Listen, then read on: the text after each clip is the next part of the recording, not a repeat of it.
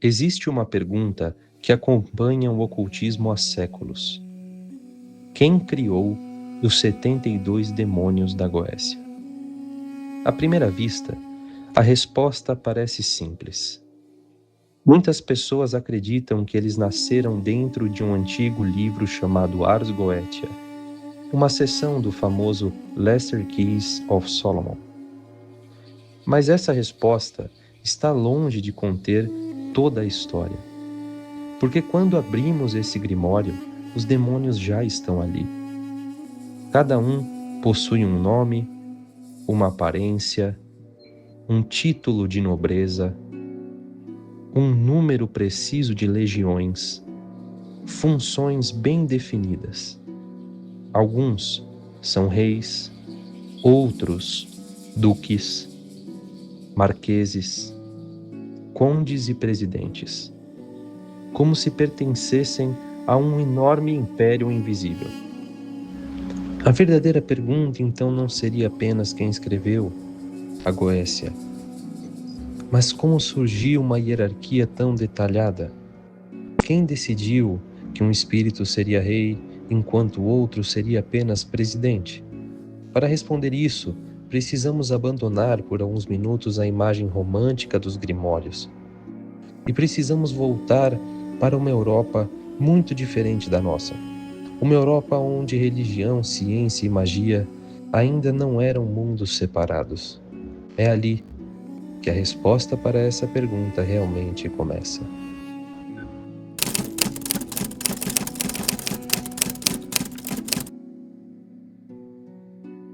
Para compreender a origem da Goécia, primeiro precisamos esquecer uma ideia bastante moderna. Costumamos dividir o conhecimento em áreas bem definidas. Existe a ciência, a religião, filosofia ou ocultismo. No século XVI, essa divisão praticamente não existia. Um mesmo homem podia estudar astronomia durante a manhã, alquimia à tarde e interpretar textos bíblicos à noite, sem enxergar qualquer contradição nisso. Naquele período, compreender o universo significava compreender tanto aquilo que podia ser observado quanto aquilo que permanecia invisível. Os planetas não eram apenas corpos celestes. Eles influenciavam o destino humano. As pedras possuíam virtudes ocultas.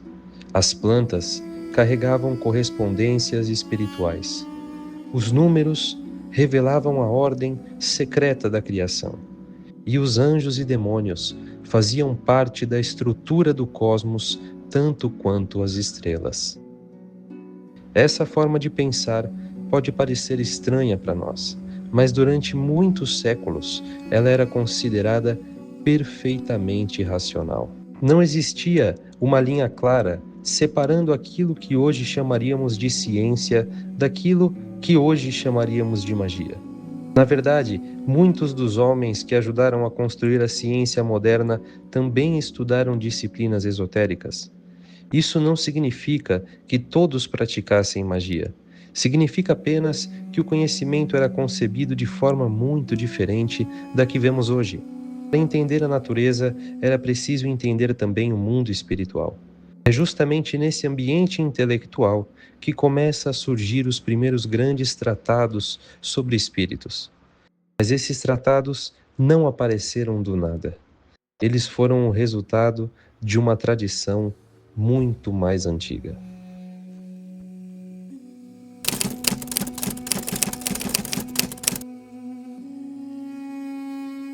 Muito antes de existir qualquer grimório medieval, povos do Oriente Próximo, da Grécia e de Roma já acreditavam na existência de seres intermediários.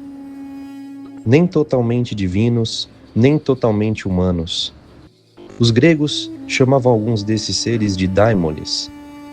E é importante fazer uma pausa aqui. A palavra daimon não significa originalmente demônio no sentido cristão. Ela designava uma inteligência espiritual, o intermediário entre os deuses e os homens. Alguns eram considerados benéficos e outros podiam ser perigosos. mas nenhum deles correspondia exatamente ao conceito cristão de um espírito absolutamente maligno. E essa diferença é fundamental, porque ao longo dos séculos, diferentes culturas passaram a reinterpretar estes seres conforme suas próprias crenças religiosas.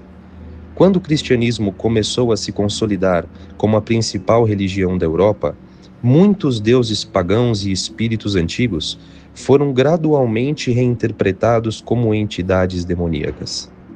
Esse processo não aconteceu de uma só vez. Levou séculos. Foi lento e complexo, e profundamente influenciado pelas transformações políticas e religiosas do continente. É justamente por isso que alguns nomes encontrados na Goécia possuem raízes muito mais antigas do que o próprio cristianismo medieval. Alguns estudiosos sugerem, por exemplo, que determinadas figuras demonológicas preservam traços de antigas divindades do Oriente, enquanto outras parecem derivar de tradições hebraicas, gregas ou árabes, reinterpretadas ao longo do tempo. Em muitos casos, essas identificações permanecem como um objeto de debate entre historiadores e nem sempre é possível estabelecer uma linhagem direta para cada nome. Ou seja, quando abrimos a Goécia, estamos olhando para o resultado de uma longa cadeia de transformações culturais. Não estamos diante do ponto de partida, estamos diante do ponto de chegada.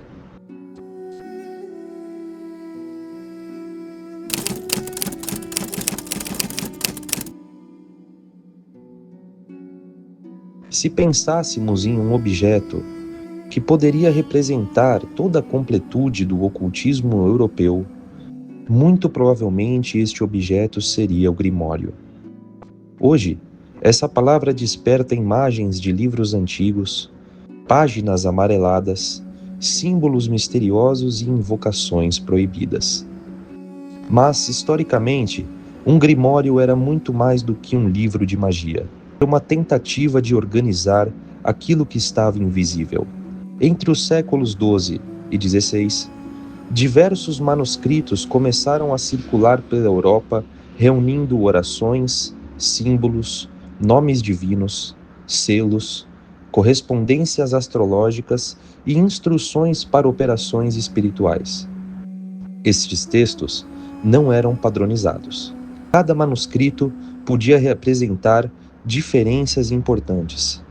Alguns eram copiados por monges, outros por escribas particulares. E outros ainda passavam de mestre para discípulo, recebendo acréscimos e alterações a cada nova cópia. Por isso, quando falamos de um grimório medieval, não devemos imaginá-lo como um livro moderno, impresso em milhares de exemplares idênticos. Na maior parte das vezes, tratava-se de um manuscrito único. Cada cópia possuía sua própria história. Algumas desapareceram e outras sobreviveram por acaso. Muitas chegaram até nós incompletas. Esse detalhe é muito importante porque explica por que tantas obras ocultistas existem em versos diferentes. Não estamos diante de livros estáticos, estamos diante de tradições vivas que foram sendo modificadas durante séculos. Mas é aí que surge uma pergunta inevitável: quem escrevia estes livros?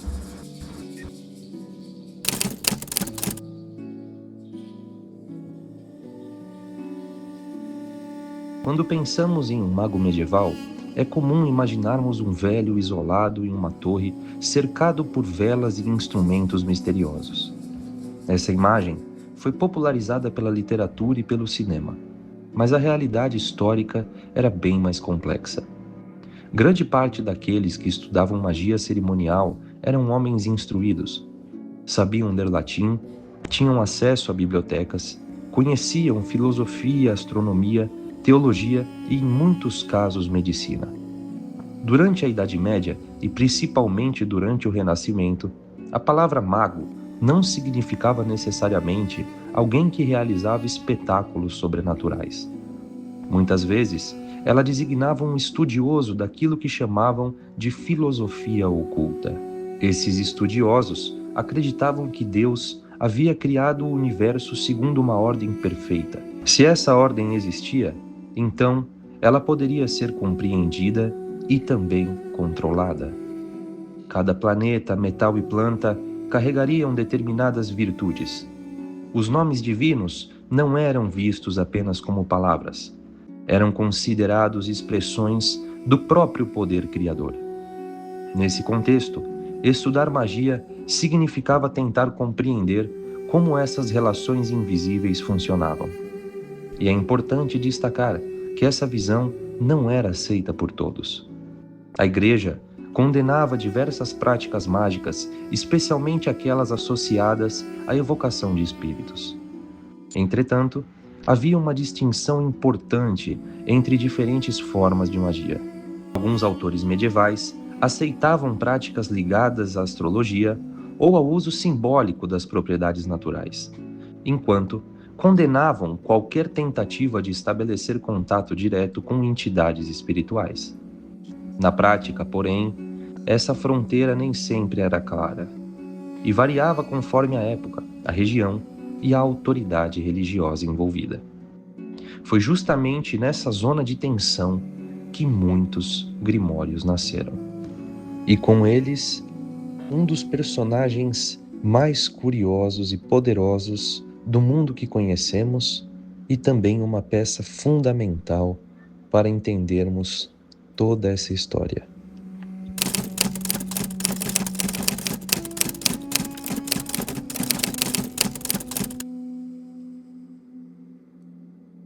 Entre todos os personagens da tradição bíblica, nenhum nome aparece tantas vezes nos grimórios quanto o rei Salomão.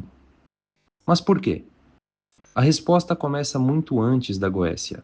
Segundo os livros bíblicos de Reis e Crônicas, Salomão era conhecido por sua sabedoria extraordinária. A narrativa afirma que Deus lhe concedeu discernimento acima de qualquer outro rei de sua época. Essa fama cresceu ao longo dos séculos. Pouco a pouco, textos judaicos posteriores começaram a atribuir a Salomão conhecimentos que ultrapassavam a própria Bíblia. Ele deixou de ser apenas um rei sábio, passou a ser visto como alguém capaz de compreender a linguagem dos animais, conhecer os segredos da natureza, dominar forças invisíveis, em algumas tradições, controlar espíritos. Grande parte dessas histórias não aparecem na Bíblia. Elas pertencem ao conjunto de tradições desenvolvidas posteriormente dentro do judaísmo e mais tarde incorporadas por correntes esotéricas cristãs e islâmicas. Foi assim que Salomão se transformou lentamente na maior autoridade mágica do mundo medieval. Colocar seu nome em um grimório era muito mais do que uma homenagem. Era uma forma de conferir legitimidade ao texto. Se um livro dizia transmitir os conhecimentos de Salomão, ele automaticamente adquiria uma aura de antiguidade e autoridade. Isso não significa que o próprio Salomão tenha escrito esses livros. Pelo contrário, a imensa maioria dos pesquisadores concorda que os chamados Grimórios Salomônicos foram compostos muitos séculos depois de sua época. Ainda assim, seu nome permaneceu como um selo simbólico de sabedoria. E esse detalhe explica por que tantos manuscritos passaram a receber títulos como A Chave de Salomão, Testamento de Salomão ou Lemegeton.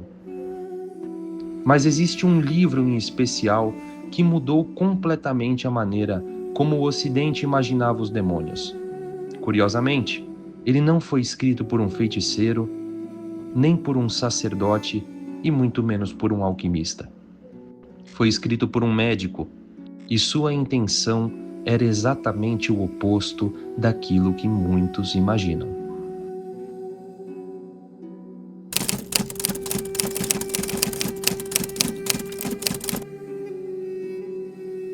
Se alguém lhe dissesse que um dos livros mais importantes para a história da Goécia foi escrito por um médico, provavelmente muitas pessoas estranhariam.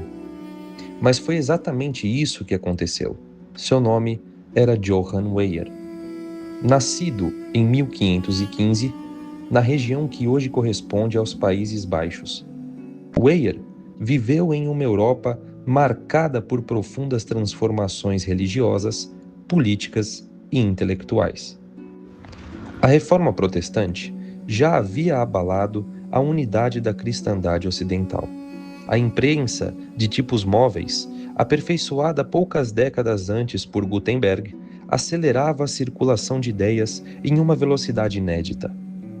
Ao mesmo tempo, crescia um fenômeno muito mais sombrio. Em diferentes regiões da Europa, aumentavam as acusações de feitiçaria. Milhares de pessoas, em sua maioria mulheres, mas não exclusivamente, eram denunciadas por supostos pactos com o diabo, maldições, envenenamentos, tempestades provocadas por magia e outros crimes associados à bruxaria. Hoje, sabemos que muitos desses processos foram impulsionados por conflitos sociais, disputas políticas e crenças profundamente enraizadas na época. Mas para grande parte da sociedade do século XVI, o perigo parecia absolutamente real. A existência do diabo e dos demônios não era uma hipótese. Era uma certeza compartilhada por católicos, protestantes e boa parte dos intelectuais do período. A discussão não era se eles existiam, mas como eles agiam no mundo. Foi nesse contexto que Johann Weyer começou a questionar algo que poucos ousavam colocar em dúvida. Weyer não era um revolucionário no sentido moderno da palavra. Ele acreditava na existência de espíritos e aceitava muitos conceitos religiosos de sua época. No entanto, sua formação como médico o levava a observar um detalhe que escapava a muitos juízes e inquisitores. Diversas mulheres acusadas de bruxaria apresentavam comportamentos que hoje poderiam ser associados a doenças mentais, transtornos neurológicos ou estados de sofrimento psicológico causado pelas pressões da época. Em vez de enxergar nelas agentes conscientes do diabo, Weyer passou a defender que muitas eram pessoas vulneráveis, adoecidas ou enganadas pelas próprias crenças. Essa posição era extremamente ousada para o século XVI. Ao publicar suas ideias, ele entrou em um conflito com autoridades religiosas e juristas que sustentavam a legitimidade das perseguições. Seu objetivo era simples, mas ambicioso: demonstrar que grande parte das acusações de bruxaria não possuía fundamento. E foi justamente tentando combater a superstição que ele tomou uma decisão inesperada. Decidiu estudar profundamente aquilo que os seus adversários afirmavam existir. Em 1563, Johann Weyer publicou uma obra monumental em latim, intitulada De Praestiges Daemonum. O título costuma ser traduzido como Sobre os Enganos dos Demônios ou As Ilusões dos Demônios. E este livro não era um manual de magia, era uma crítica. Weyer argumentava que muitas manifestações atribuídas às bruxas eram, na verdade, ilusões, fraudes, interpretações equivocadas ou fenômenos mal compreendidos. Entretanto, para convencer seus leitores, ele precisou demonstrar que conhecia profundamente toda a literatura demonológica disponível em sua época. Foi aí que surgiu um dos capítulos mais famosos de sua obra, um apêndice que séculos depois ganharia vida própria. Seu nome era Pseudomonarchia Daemonium. O título é fascinante. Pseudomonarchia Daemonium significa aproximadamente a falsa monarquia dos demônios. Em vez de simplesmente afirmar que os demônios existiam, Weyer resolveu catalogar a maneira como eles eram descritos pela tradição demonológica. Ali, apareceram dezenas de entidades organizadas em uma estrutura hierárquica. Cada espírito possuía um nome, um título, uma descrição, poderes específicos e o número de legiões que comandaria. É justamente nesse texto que encontramos nomes que se tornariam extremamente famosos nos séculos seguintes: Baal, Agares, Astaroth, Paimon e muitos outros. Mas existe um detalhe frequentemente ignorado. Weir nunca afirmou estar revelando uma descoberta pessoal. Tudo indica que ele utilizou manuscritos anteriores, hoje parcialmente perdidos ou preservados apenas em fragmentos, além de tradições demonológicas que já circulavam na Europa, e, em outras palavras, estava organizando e registrando um material que já existia, e não criando uma nova demonologia do zero. Esse ponto é fundamental, porque desmonta uma ideia bastante difundida de que Weir não inventou os demônios da Goécia. Ele foi um elo dentro de uma corrente muito mais antiga. Ainda assim, sua obra teve um impacto enorme. Ela preservou uma tradição que talvez tivesse desaparecido. A grande ironia na história de Weir, que é difícil de ignorar, é que ele escreveu tudo isso para mostrar que muitas pessoas acusadas de feitiçaria eram inocentes. Pretendia enfraquecer a histeria das perseguições. No entanto, ao registrar cuidadosamente aquela lista de espíritos, acabou produzindo uma das fontes mais importantes para os compiladores de grimórios posteriores. Seu livro atravessou gerações. Foi copiado, consultado, comparado com outros manuscritos, e pouco mais de um século depois, parte significativa daquele material reapareceria em outra obra. Uma obra que organizaria essas entidades de forma ainda mais sistemática. Essa obra é conhecida hoje como Lemegeton, a Clavícula Salomonis. E sua primeira parte receberia um nome que atravessaria os séculos: Ars Goetia. Voltamos então à pergunta central deste mistério: quem criou os demônios da Goécia? Depois de percorrer quase 2000 anos de história, percebemos que essa pergunta talvez esteja formulada da maneira errada. Os demônios da Goécia não nasceram em um único livro, não foram inventados por um único autor, nem apareceram subitamente no século XVII. Eles são resultados de um longo processo histórico, ideias do mundo antigo, tradições judaicas, interpretações cristãs, manuscritos medievais, tratados renascentistas e até mesmo compilações anônimas. Cada geração acrescentou a sua peça fundamental. Mudou um nome, reinterpretou um símbolo, reorganizou uma hierarquia. Aquilo que hoje chamamos de Ars Goetia representa o momento em que todas essas correntes convergiram em uma única obra. Talvez seja justamente isso que torna esse grimório tão fascinante. Ele não preserva apenas uma lista de espíritos, ele preserva séculos de imaginação religiosa, debates teológicos, simbolismo esotérico e tentativas humanas de compreender aquilo que sempre permaneceu nas trevas do invisível.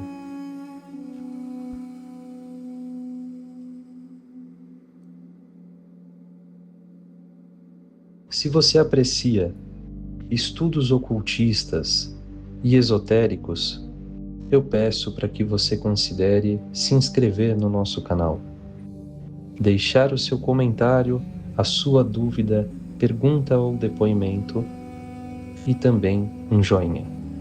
Este é um espaço livre para que possamos discutir, elucidar todas as maravilhas do mundo ocultista. E nunca se esqueça, luz e sombra são o caminho, mas o caminho é guiado pela luz.